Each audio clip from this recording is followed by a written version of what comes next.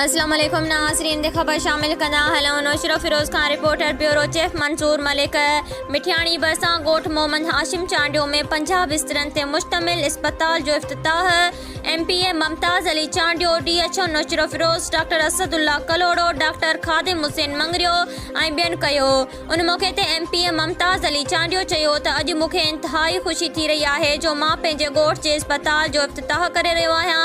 हिन इस्पताल शुरू थियण सां कारेजा, चांडिया ऐं भरपासे जी अवाम खे तमामु घणियूं सेहत जूं सहूलियतूं फ़राहम थींदियूं। हिते माहिर डॉक्टर अवाम जी चकास करे खेनि मुफ़्त दवाऊं फ़राहम कंदा।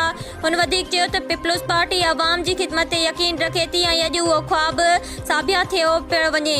मौजूदा सूबाई हुकूमत कराची समेत सॼे सूबे जी आवाम खे बहितरीन तिबी सहूलियतूं फ़राहम करण लाइ कोशिशूं करे रही आहे।